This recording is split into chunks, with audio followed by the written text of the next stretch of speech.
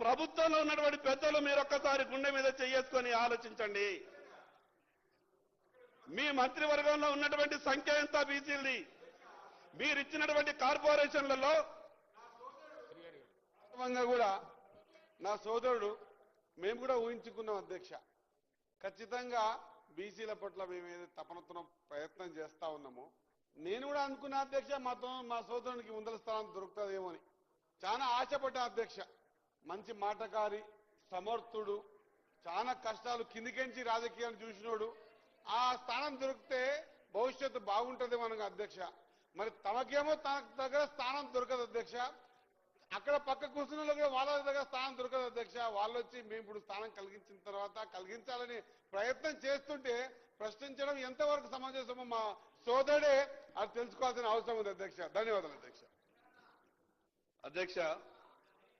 అధ్యక్ష నేను శ్రీయర్ అన్నకు మంత్రి పదవి వచ్చా అంటే నేను గవర్నర్ అక్కడికి ప్రమాణ స్వీకారం వెళ్ళిన తర్వాత మొట్టమొదటి వ్యక్తిని పుష్పగుచ్చం ఇచ్చి ఆలింగనం చేసుకున్న తర్వాత ఎంత ఆశపడ్డా అంటే ఎన్ని పోర్ట్ఫోలియోలు వస్తారో మా అన్నకు, ఎంత పెద్ద పెద్ద పోర్ట్ఫోలియోలు ఇస్తారో అని చాలా ఆశపడ్డా అధ్యక్ష. మా బాధ అంతా కూడా మీరు చెప్పేటటువంటి మాటలకు చేసేటటువంటి వ్యవహారాలకు పొంతన లేకుండా ఉంటున్నది కాబట్టి ఈ రాష్ట్ర బీసీలు అనుమానపడుతూ ఉన్నారు. అధ్యక్ష ఎంత గొప్పగా చెప్పిండ్రు, సంవత్సరానికి 20,000 కోట్ల రూపాయలు, 5 ఏళ్లు మా కాల పరిమితిలో 1,00,000 కోట్లు మీకు టంచన్గా ఇచ్చే బాధ్యత మాది అని అన్నారు. 22 నెలలు గడిచింది అధ్యక్ష. ఆ లెక్కన 40,000 కోట్ల రూపాయలు రావాలా, 4 పైసలు కూడా ఈరోజు సప్లా నిధులు రాలేదు అధ్యక్ష. ఉమ్మడి ఆంధ్రప్రదేశ్ రాష్ట్రంలో బీసీ కార్పొరేషన్లు నిధులతో కలకలలాడుతుండే ఈరోజు బీసీ కార్పొరేషన్లకు తాళాలేసే పరిస్థితి, బీసీ కార్పొరేషన్లకు చెల్లి కవ్వలేదు. బీసీ కార్పొరేషన్ల పరిస్థితి ఆ రకంగా కావడానికి కారకులు ఎవరు అధ్యక్ష? ఈరోజు తెలంగాణ రాష్ట్ర బీసీలు మీకు అధికారాన్ని కట్టబెట్టింది అధ్యక్ష.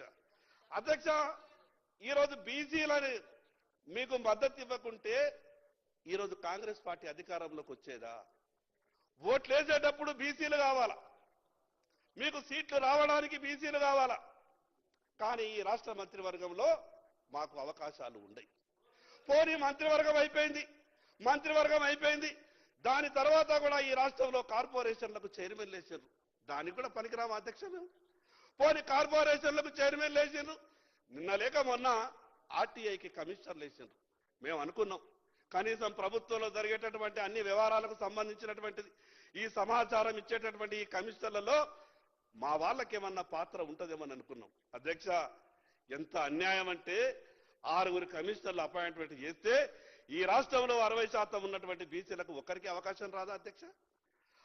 మేము డీజీపీలుగా వనికిరాం, మేము చీఫ్ సెక్రటరీలుగా వనికిరాం, మేము అన్ని శాఖలలో ప్రధాన కార్యదర్శులుగా వనికిరాం.